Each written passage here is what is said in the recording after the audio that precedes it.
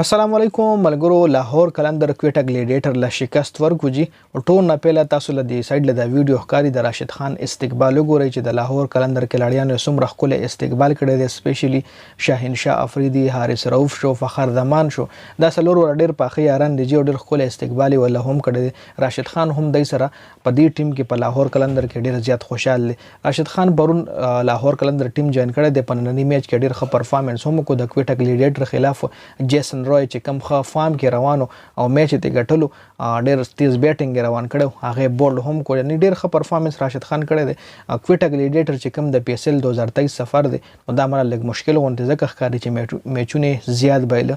کراچي کینګ چې کوم د کویټه ګلیډیټر چې کوم دی د سفر مالا د پی ایس ال 2023 کې لږ مشکل غونډه ښکاري. جی نور میچونه هم ډېر پاتري، پی ایس ال ډېر پاتري، مطلب یو ټیم چې کوم دی بلس میچونه کوي. جی نو لس میچونه داسې چې یو ټیم سره به دوه میچ کوي، شپږ ټیمان دي، د یو ټیم 15 ټیمانو سره میچز راځي، لکه د کویټه ګلیډیټر 15 ټیمانو سره میچز دي او دوه میچز به کوي، نو د یو ټیم لس میچز راځي. خو بیا هم سٹارټ لږ خراب دی د کراچي کینګ او د کویټه ګلیډیټر. اوس پر شو پر نړۍ میچ باندې خبرو کو د لاهور قلندر ورسس کویټه ګلیډیټر. جی لاهور قلندر 198 رنز کړي په شلو اورونو کې د شپو کلاړیانو په نقصان باندې. مرزا بیگ یو ډېر ښه سٹارټ ورکو، مرزا بیگ او فخر زمان پاور پلی ډېر زبردست، 15 بال 31 یو رنز کړي دي او بل 14 بال 22 رنز کړي دي.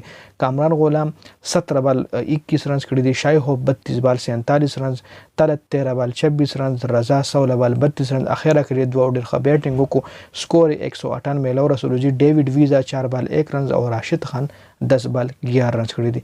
د کویټه ګلیډیټر طرف نه اوپن اٹیک چې کوم دی حفیظ کړو پړو منی ورکه 14 رنز ورکه، محمد حسنین 4 ور 32 یو وکټه، نسیم شاه 4 ور 47 یو وکټه هم نه، اودین سمیت 4 ور 41 2 وکټه، محمد نواز 3 ور 26 یو وکټه او کیس احمد 4 ور 36 2 وکټه. جی د لاهور قلندر د کویټه ګلیډیټر بیټینګ وګورئ. جی او د لاهور قلندر بالینګ مارټن ګپټل 15 رنز، عبدل بنگالزی 1 بال 0 رنز، جیسن روی 30 بال 48 رنز. په سٹارټ کې خوشاین شاه ګیر کړو، درې صدور یا کړی ولوګي خو بچ شړو منی ور شاین شاه ډېر زبردست اور کو. جی د عبدل بنگالزی خو بړو منی بال لیګ بیفور کو، بیا جیسن روی هم لیګ بیفور شو اوټ نو دای پریویو هم وشته. حفیظ 22 بال 25 رنز کړی دي، افتخار 10 بال 6 رنز کړی دي، محمد نواز 5 بال 2 رنز، اودین سمیت 11 بال 9 رنز، سرفراز 14 بال 16، کیس احمد 7 بال 9 رنز او محمد حسنین 2 بال 1 رنز کړی. لاهور قلندر بالینګ وګورئ.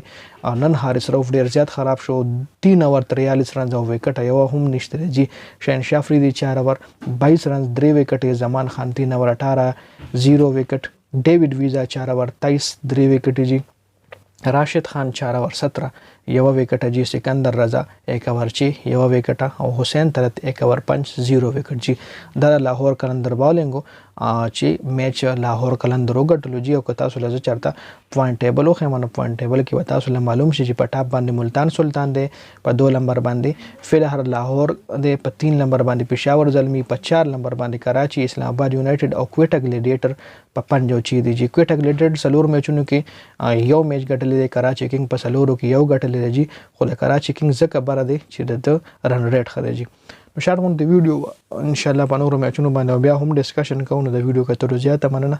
ویډیو مخکې ملګرو سره شریک کړئ، جنید خان افیشل چینل هم سبسکرایب کړئ، پیج هم لایک کړئ. والسلام.